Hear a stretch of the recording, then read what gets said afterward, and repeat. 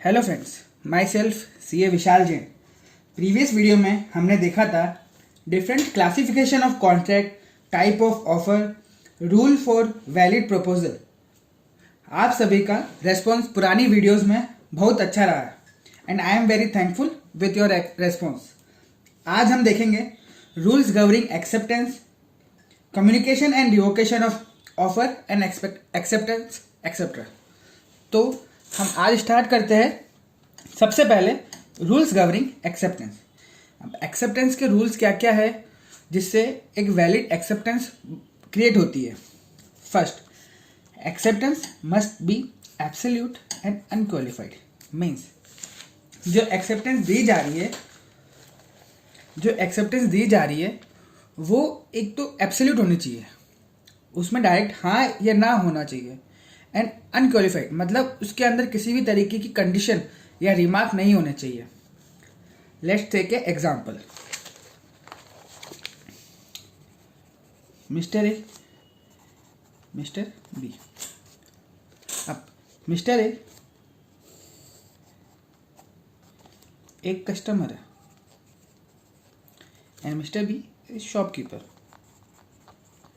Now customer shopkeeper के पास जाता है एंड वो बोलता है मुझे मोबाइल वाई चाहिए ₹10,000 का। अब इसके अंदर जो कस्टमर ए है उसने एक तरह से एब्सोल्यूट ऑफर दिया है। अब शॉपकीपर उसे एक्सेप्ट करेगा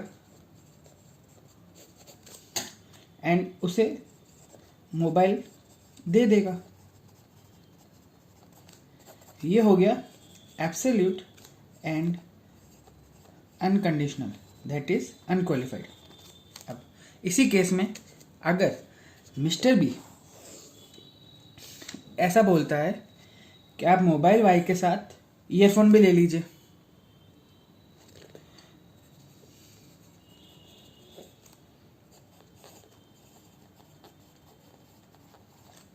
दैट मीन ये एक्सेप्टेंस नहीं दे रहा है, ये आगे से सामने से एक ऑफर दे रहा है, तो ये ऑफर बन जाएगा। एंड अगर कस्टमर इस चीज पर रेडी है तो ये एक्सेप्टेंस हो जाएगा। मीन्स जो सामने वाला ऑफर दे रहा है आपको उसी को एक्सेप्ट करना है, जिस वे में दिया जा रहा है उसी वे में एक्सेप्ट करना है, तो वो एक्सेप्टेंस होता है। अदरवाइज अगर आप उसमें कोई कंडीशन या कुछ नया पॉइंट ऐड करते हैं तो वो बन जाता है counter offer. Second, acceptance should express in some usual and reasonable manner unless manner of acceptance disclose in offer. That mean कि अगर जो एक्सेप्टेंस है वो यूजुअली हाँ या ना इस तरीके में देनी चाहिए, जो और कॉमन मेथड होते हैं उसी वे में, किसी और वे में नहीं होनी चाहिए। प्लस अगर ऑफर में दिया गया है कि आपको एक्सेप्ट इस वे में करना है तो आपको उसी वे में करना होगा, अदरवाइज उसे एक्सेप्टेंस नहीं माना जाएगा। एंड अगर एक्सेप्टेंस के अंदर कोई कंडीशन लगा दी गई है तो वो acceptance plus condition equals to counter offer बन जाएगा। हम इसका एक एग्जांपल लेते हैं। मिस्टर ए, मिस्टर बी, इसने उसे एक ऑर्डर दिया 5,000 मैट्रिक टन ऑफ आयरन। अब मिस्टर ए ने मिस्टर बी को ऑफर दिया एंड उस ऑफर में यह कहा गया है कि रिप्लाई जो है मेल के द्वारा ही दिया जाना है। अब अगर मिस्टर बी इसे बाय पोस्ट व्हाट्सएप एग्री कर लेता है फिर भी इसे एक्सेप्टेंस नहीं माना जाएगा। देयर इज नो एक्सेप्टेंस जब तक वो बाय मेल से एक्सेप्ट करेगा तभी उसे एक्सेप्टेंस माना जाएगा। Acceptance must relate specifically to offer made.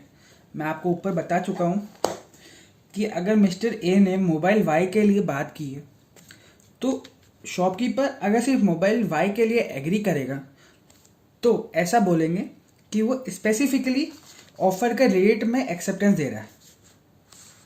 Otherwise ऐसा माना जाएगा कि उसने सामने से एक और ऑफर उसे दे दिया, दिट इज नॉट वैलिड।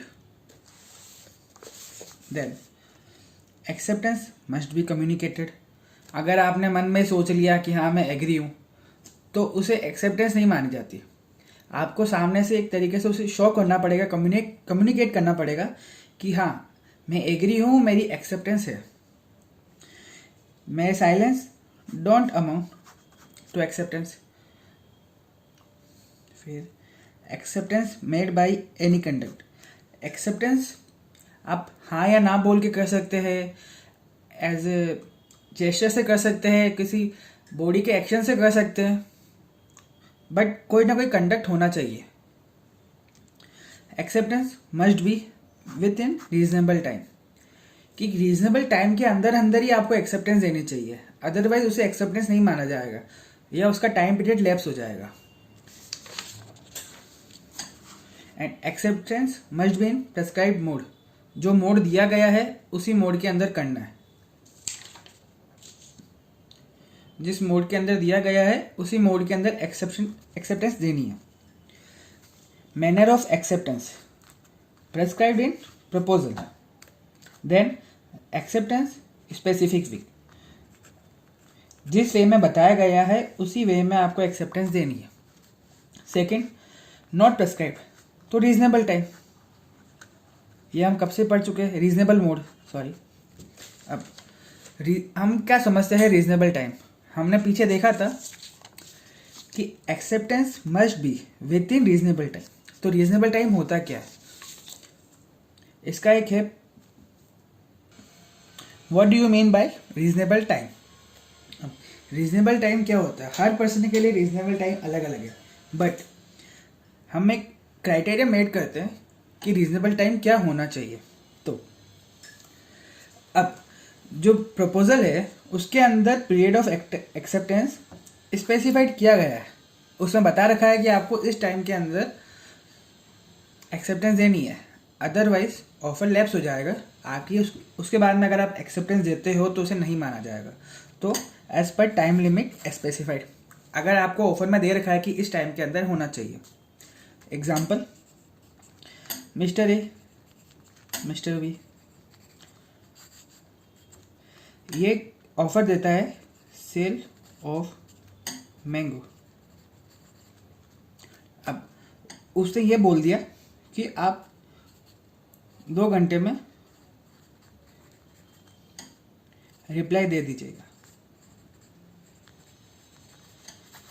अगर 2 घंटे में रिप्लाई दे देते हैं, एक्सेप्ट कर लेते हैं, तो उसे एक्सेप्टेंस माना जाएगा और आगे प्रॉमिस, एग्रीमेंट एंड कॉन्ट्रैक्ट हो सकता है। बट अगर 2 घंटे के बाद देता है तो वो ऑफर लैप्स हो जाएगा।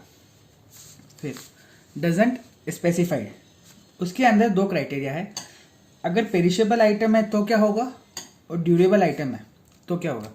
पेरिशेबल आइटम क्या होता है, जिसकी लाइफ बहुत कम होती है, लाइक मैक्सिमम वीक, 1 वीक, उससे ज़्यादा उसकी लाइफ नहीं हो सकती, तो लाइफ अराउंड 2-4 डेज।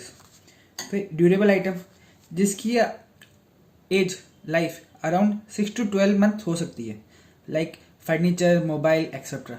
और पेरिशेबल आइटम के एग्जाम्पल्स है मिल्क, वेजिटेबल। अब मैक्सिमम पीरियड फॉर एक्सेप्टेंस, तो अगर पेरिशेबल आइटम है तो पेरिशेबल आइटम के केस में मैक्सिमम होता है 1 to 2 डेज, अदरवाइज वो ख़राब हो जाएगी। उसके बाद में अगर आप एक्सेप्ट करते हो तो ख़राब चीज़ हो जाएगी, तो इसलिए अप्रोक्सीमेटली 1 to 2 डेज़ के अंदर आपको एक्सेप्टेंस देनी होती है। और अगर ड्यूरेबल आइटम है जिनकी लाइफ ही 6 to 12 मंथ्स है, तो आप उसे 1 to 3 मंथ के अंदर एक्सेप्ट कर सकते हैं। अब हु कैन एक्सेप्ट, इसके अंदर भी दो पॉइंट है, जनरल ऑफर के केस में क्या होता है एंड स्पेसिफिक ऑफर के केस में क्या होता है। फर्स्ट जनरल, एनी पर्सन, क्योंकि ये ऑफर दिया जाता है पीपल एज ए होल, ये हर पर्सन के लिए ऑफर होता है एक तरह से। Any person can accept offer only if he knows about the offer, उसे ऑफर के बारे में पता होना चाहिए तभी वो ऑफर एक्सेप्ट कर सकता है। और अगर ऑफर के अंदर कुछ कुछ टर्म्स एंड कंडीशन दी रखी है तभी उसे जनरल ऑफर माना जाएगा। फॉर एग्जाम्पल, ये यहाँ पे वो कंडीशन नहीं हो रही कि भाई एज ये होनी चाहिए या वैसे है, नहीं। अगर उसमें कंडीशन है कि आपको एक्सेप्टेंस बाय पोस्ट भेजनी है तो आपको बाय पोस्ट ही भेजनी पड़ेगी। Like small terms and condition जो हर एग्रीमेंट में होती है, बट उससे वो एग्रीमेंट स्पेशल नहीं बनता। Second, specific offer, only a person और group of person to whom offer is given can give acceptance in case of specific offer. इसमें सिर्फ ए पर्सन और group of person, like specific जो person है या specific group of person है वही acceptance दे सकते हैं। अदरवाइज ये एक्सेप्टेंस ही नहीं मानी जाएगी बिकॉज आपको ऑफर ही नहीं मिला है। फिर mode of acceptance, express, implied.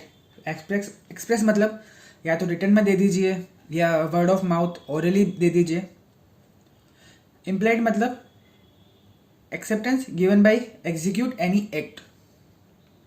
फिर ये बहुत इंपॉर्टेंट पार्ट है, that is communication and revocation of offer and acceptance. Communication of offer starts when promiser make any action or by word show his intention and willingness for any promise. Communication of offer कब start होता है? जब promisor means जो offeror है वो कोई action या by word, action means writing में या ओरली बाय माउथ अपनी इंटेंशन और विलिंगनेस शो करता है कि मुझे इस एग्रीमेंट के अंदर आना है, मैं एक ऑफर देना चाहता हूँ आपको एक प्रॉमिस के लिए, मैं आपकी एक एक्सेप्टेंस चाहता हूँ किसी ऑफर के लिए, तब बोला जाता है कि कम्युनिकेशन ऑफ ऑफर स्टार्ट्स। फिर ये रिवोकेशन का है तो इसे हम पहले बाद में देखते हैं। फिर acceptance of offer start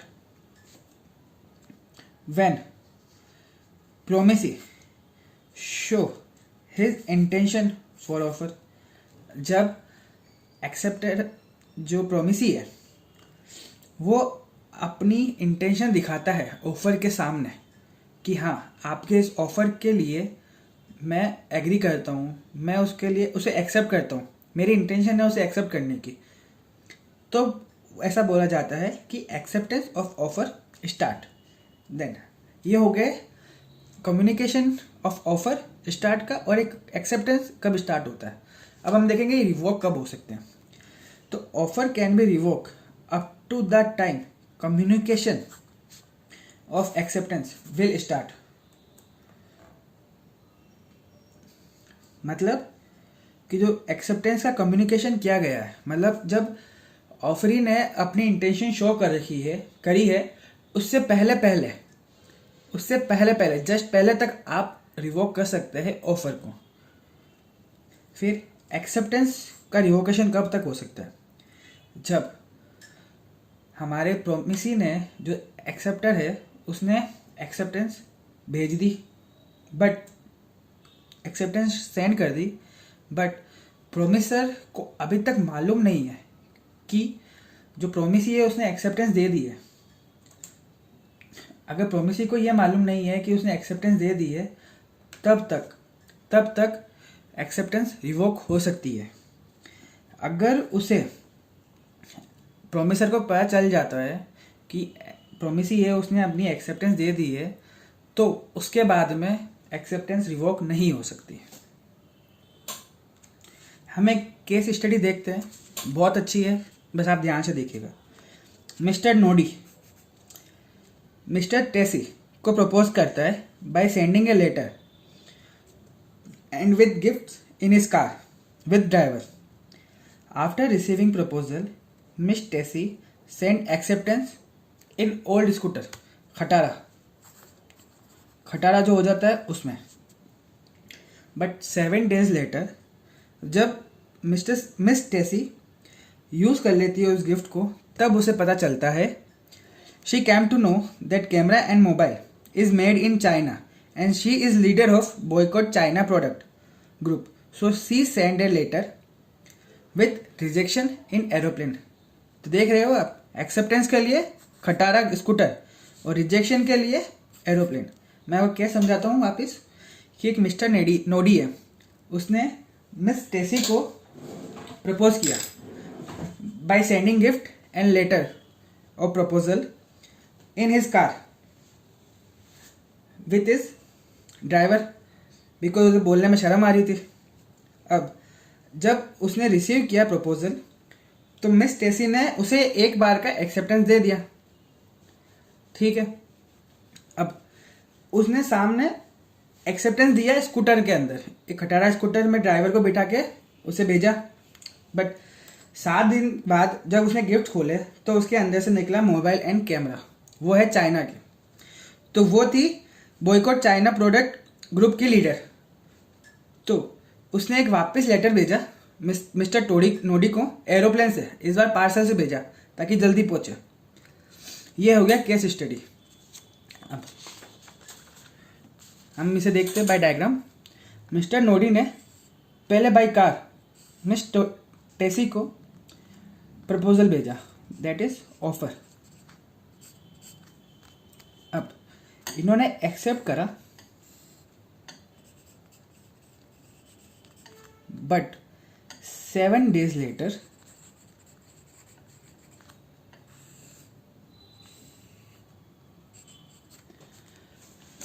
letter इन्होंने रिजेक्शन का भेजा। तब तक जो स्कूटर है ये नोडी तक पहुंचा नहीं था, मतलब उसे इस ऑफर के एक्सेप्टेंस के बारे में कुछ भी मालूम नहीं था। अब ऑफर कब स्टार्ट होता है? ऑफर कब स्टार्ट होगा? जब ये जो कार है मिस्टर नोडी की, कार नोडी के घर से स्टार्ट होगी। ऑफर कब स्टार्ट होगा? जब कार नोडी के घर से स्टार्ट होगी। एक्सेप्टेंस कब स्टार्ट होगा? जब एक्सेप्टेंस कब स्टार्ट होगा? जब टेसी जो है वो लेटर ऑफ एक्सेप्टेंस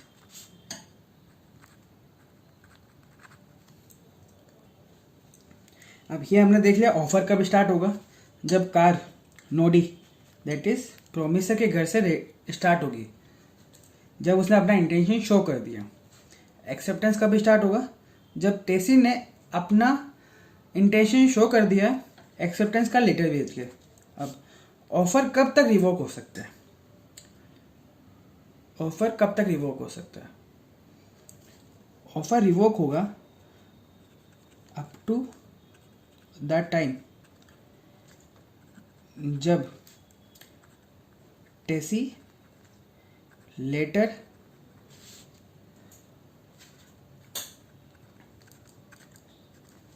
जब तक मिस टेसी उस लेटर को स्कूटर में मतलब रवाना ना कर दे या एक्सेप्टेंस ना दे दे, लेटर में ना लिख दे, तब तक ऑफर रिवोक हो सकता है। ऑफर तब तक रिवोक हो सकता है, बट उसके बाद में नहीं हो सकता। अब एक्सेप्टेंस कब तक रिवोक हो सकती है? इन दिस केस अगर जो स्कूटर है वो नोडी के घर तक पहले पहुंच जाता है एरोप्लेन से, तो अगर स्कूटर पहले पहुंच जाता है नोडी के घर पे तो रिवोक नहीं हो सकती। बट एक्सेप्टेंस कब रिवोक होगी? जब जो रिजेक्शन है एरोप्लेन जो है वो नोडी के घर पहुंच जाए।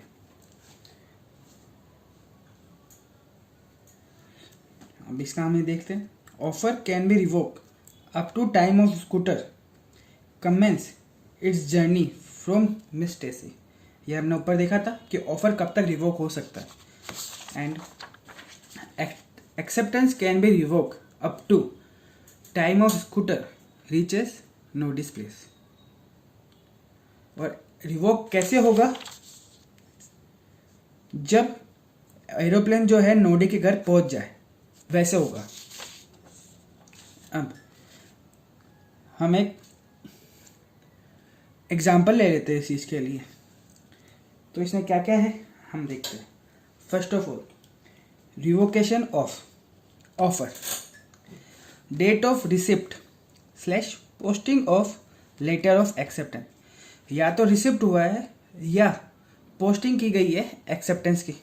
And date of receipt of letter of revocation. अब ये क्या था वापस समझते हैं। रिवोकेशन किस चीज़ का हो रहा है, ऑफर या एक्सेप्टेंस। दैट अब डेट ऑफ रिसिप्ट मतलब कब मिला या कब पोस्ट किया गया letter of acceptance. And date of receipt of letter of revocation, revocation की डेट। क्या चीज़ वैलिड होगी? तो हम देखते हैं केस 1। 1 जुलाई को जो लेटर ऑफ एक्सेप्टेंस है वो ऑफरी ने पोस्ट किया। ऑफरी मतलब कौन? जो एक्सेप्टेंस देता है। 1 जुलाई को जो पोस्टिंग है वो किया ऑफरी ने। और जो रिसिप्ट ऑफ रिवोकेशन का लेटर है वो 4 जुलाई को मिला। मतलब जो आप एग्जांपल लीजिए, आप ऑफरी है, आपने एक्सेप्टेंस देनी है। अब आपने एक्सेप्टेंस दे दी 4 तारीख को, आपने एक्सेप्टेंस दे दी 1 तारीख को, सॉरी आपने एक्सेप्टेंस दी 1 तारीख को, but letter of revocation of offer आ रहा है आपके सामने 4 तारीख को। तो इस केस में ऑफर वैलिड होगा या रिवोकेशन वैलिड होगा? तो इस केस में वैलिड होगा ऑफर। अब अगर आपने 2nd केस लेते हैं कि 4 जुलाई को पोस्टिंग की गई है लेटर ऑफ एक्सेप्टेंस की। 4 जुलाई को पोस्टिंग की गई है लेटर ऑफ एक्सेप्टेंस की, बट मेरे को रिवोकेशन मिल गया 1 जुलाई को। मेरे को 1 जुलाई को रिवोकेशन का लेटर मिल गया, फिर भी मैंने पोस्टिंग करी। तो इस केस में रिवोकेशन वैलिड होगा, बिकॉज पोस्टिंग से पहले जो ऑफरी है उसने अपनी एक्सेप्टेंस दी, उससे पहले अगर रिवोकेशन ऑफ ऑफर आ जाता है तो उस केस के अंदर रिवोकेशन माना जाएगा। फिर केस 3। अब इस केस के अंदर 4 जुलाई को ही पोस्टिंग की गई है लेटर ऑफ एक्सेप्टेंस की, और 4 जुलाई को ही जो रिसिप्ट है लेटर ऑफ रिवोकेशन की वो मिली है ऑफरी को। अब इस केस के अंदर 2 पॉइंट है। इस केस में 2 पॉइंट आते हैं कि पहले क्या किया गया। तो हम देखते हैं, अगर एक्सेप्टेंस को पोस्ट कर दिया, मतलब ऑफरी ने एक्सेप्टेंस को भेज दिया बिफोर रिसिप्ट ऑफ रिवोकेशन, जो रिवोकेशन का रिसिप्ट आया है उससे पहले अगर आपने एक्सेप्टेंस भेज दिया तो इस केस के अंदर ऑफर वैलिड हो जाएगा, रिवोकेशन इनवैलिड है। तो एक्सेप्टेंस वैलिड। अब रिवोकेशन पहले रिसीव हो गया, हमने एक्सेप्टेंस बाद में भेजी, तो इस केस के अंदर रिवोकेशन जो है वो वैलिड है। अब ये हमने देखा था ऑफर वैलिड होगा कि नहीं होगा। अब हम देखते हैं एक्सेप्टेंस जो है वो वैलिड होगी कि नहीं होगी। केस 1, इसमें भी सेम केस है कि जो, अब इस केस में क्या होगा, लास्ट टाइम देखते थे पोस्टिंग, अब आएगा कि जो ऑफरर है जिसने ऑफर दिया था उससे एक्सेप्टेंस कब रिसीव्ड होगी, कब रिसीव्ड होगी। तो एक्सेप्टेंस कब रिसीव हुई, 1 तारीख को, और उसे लेटर ऑफ रिवोकेशन कब रिसीव हुआ, 4 तारीख को। तो इस केस के अंदर मुझे एक्सेप्टेंस ऑफर जो प्रोमिसर है उसको एक्सेप्टेंस पहले आ गई और रिवोकेशन का लेटर बाद में आया। तो इस केस में एक्सेप्टेंस जो है वो 100% वैलिड है। अब इसका उल्टा ही है कि उसे, मैंने लास्ट एग्जांपल आपको बताया था कि स्कूटर के अंदर एक्सेप्टेंस का लेटर भेजा, बट एरोप्लेन में भेजा हमने रिवोकेशन का लेटर। तो रिवोकेशन पहुंचा पहले, स्कूटर पहुंचा बाद में। तो इसके अंदर केस में क्या होगा, रिवोकेशन पहले आएगा तो रिवोकेशन एग्री है। तो 4 जुलाई को उसको रिसिप्ट हुआ एक्सेप्टेंस, बट 1 जुलाई को उसको रिवोकेशन हो गया था, उसे पता चल चुका था कि उसने रिजेक्ट कर दिया। तो इस केस के अंदर रिवोकेशन जो है वो 100% वैलिड है। केस थ्री क्या है कि 4 जुलाई को ही रिसीव्ड हुआ लेटर ऑफ एक्सेप्टेंस, 4 जुलाई को रिसीव्ड हुआ लेटर ऑफ रिवोकेशन। अब इस केस में क्या है, लास्ट टाइम तो हम देखते थे कि पहले क्या पोस्ट किया या पहले क्या रिसिप्ट हुआ। अब इस केस के अंदर है कि if letter of acceptance open before letter of revocation, acceptance जो है वो वैलिड है। अगर लेटर ऑफ एक्सेप्टेंस जो आया है वो मैंने पहले खोल दिया लेटर ऑफ रिवोकेशन से, तो एक्सेप्टेंस वो वैलिड है। और वाइस वर्सा कि अगर रिवोकेशन पहले खोल दिया तो रिवोकेशन वैलिड है।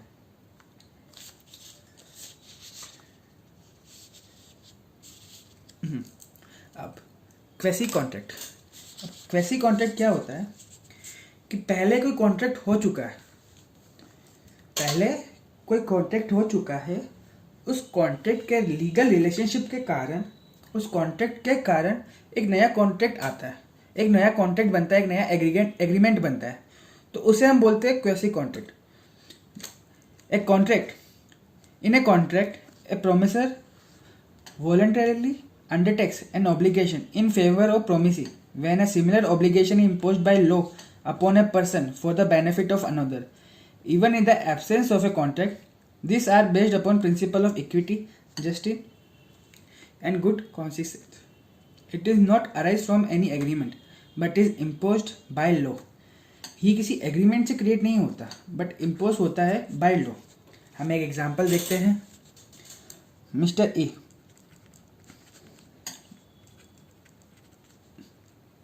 very rich, Mr. B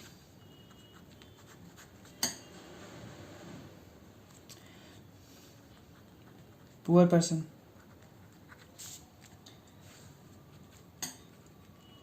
grant loan for 10 CR पढ़ाई के लिए, बहुत पैसा है। अब इसने पढ़ाई कर ली, मिस्टर बी ने पढ़ाई कर ली, एक MBA सब बन गया, बहुत सारी डिग्री ले ली। अब रिलायंस जैसी कंपनी का MD बन गया। एंड जो रिलायंस कंपनी है और जो मिस्टर है रिच, उन दोनों के बीच में नॉर्मली कॉन्ट्रैक्ट चल रहा है। रिलायंस ने मिस्टर ए को 50 करोड़ का लोन दिया। रिलायंस ने मिस्टर ए को 50 करोड़ का लोन दिया। अब लोन दे दिया, उसने यूज़ कर लिया, अब आई मांग वापस देने की बारी। तो मिस्टर ए और जो रिलायंस का बोर्ड है उन्होंने एक मीटिंग करी, एक मीटिंग करी। उन्होंने मीटिंग में क्या बात करनी थी कि जो 50 करोड़ का जो पेमेंट है वो कैसे इंस्टॉलमेंट में देंगे या किस तरीके से देंगे, इसका पूरा था। अब वहाँ गए, बात करी, तो वहाँ उसको दिख गया मिस्टर बी भी। अब मिस्टर बी जो है वो तो आके चुराने लग गया, ये भैया 20-10 करोड़ मांग लेगा, मैं तो बर्बाद हो जाऊँगा। बर्बाद नहीं होगा, बहुत पैसा उसके पास भी, MD बना भाई। तो ताके चुराने लग गया कि मेरे से बात नहीं कर ले, बट मिस्टर ए ने देख लिया मिस्टर बी को। मीटिंग ख़त्म हो गई, सब कुछ तय हो गया। अब मिस्टर ए मिस्टर बी को मिला, वो जो भाग रहा था, वो तो गाड़ी में बैठने वाला था, बट मिल गया तो हाय हेलो बोलना पड़ा, बात करी उन्होंने। तो मिस्टर ए बोले कि मैंने आपको 10 करोड़ रुपीज़ दिए थे, याद है? बोले हाँ याद है, मेरी पढ़ाई के लिए दिए थे। बोले हाँ, तो अब एक काम करो, अब वो एक 10 करोड़ आप मुझे मत दो, आप डायरेक्ट रिलायंस को दे दो। तो यहाँ पे कॉन्ट्रैक्ट क्या बना, जो मिस्टर बी है वो रिलायंस को 10 करोड़ देगा, एंड जो मिस्टर ए है रिलायंस को 40 करोड़ देगा। अब मिस्टर बी और रिलायंस के बीच में ऐसा कोई कॉन्ट्रैक्ट नहीं था कि उसे 10 करोड़ देने हैं या कुछ भी, बट एक मिस्टर ए ने मिस्टर बी को पहले कुछ पेमेंट दे रखा था, उसकी वजह से, वो एक कॉन्ट्रैक्ट था, उसकी वजह से ये कॉन्ट्रैक्ट बना, तो इसे बोलते हैं क्वेसी कॉन्ट्रैक्ट। अब type of quasi contract, claim for necessaries supplied to person incapable of contracting. अब इसके अंदर माइनर, लूनेटिक, मतलब अगर आपने माइनर या लूनेटिक को किसी तरीके की नेसेसरीज प्रोवाइड करी है जो उसके लिए बहुत नीडेड है, तो उस केस के अंदर आपको जो पैसा आपने खर्च करा है उसका क्लेम मिल जाएगा। वो आपका राइट है, वो आपको मिलेगा। But meaning of necessaries differ for person to person depending upon status of such person. जो मीनिंग है नेसेसरीज का वो हर पर्सन के लिए अलग होता है। कोई गरीब बच्चा है उसके लिए 2 रोटी उसकी नेसेसरी है, और कोई अंबानी का बेटा है उसके लिए महंगी कारें नेसेसरी है। उसकी वो लाइफस्टाइल ही ऐसी है कि उसके लिए वो चीज़ रिक्वायरमेंट है एज ए स्टेटस बढ़ाने के लिए या स्टेटस मेंटेन रखने के लिए। तो नेसेसरीज हर किसी के लिए अलग अलग होती है, और अगर आपने माइनर को, लूनेटिक को नेसेसरी प्रोवाइड करी ये चीज़, तो उस केस के अंदर आप क्लेम के अधिकारी हो। फिर अगर आपने किसी पर्सन, अदर पर्सन के लिए कोई पेमेंट करा है, एक अच्छी सोच के लिए करा है कि आपको इन फ्यूचर वो वापस उसका कुछ रिटर्न मिलेगा, एंड जो पर्सन उस चीज़ को एक्वायर्ड कर रहा है, उसे यूज़ कर रहा है, तो उसे वापस पेमेंट करना पड़ेगा। फिर responsibility of a finder of goods, ये नॉर्मल थिंग है कि जो फाइंडर ऑफ गुड्स होता है उसकी क्या क्या रेस्पॉन्सिबिलिटी होती है कि वो उसका गलत यूज़ ना करे, उसे अपने ऑनर तक में पहुँचाए, उसका फालतू यूज़ ना करे या इधर उधर सेल ना कर दे। अब हम देखेंगे rules governing consideration. Consideration must be at desire of promisor.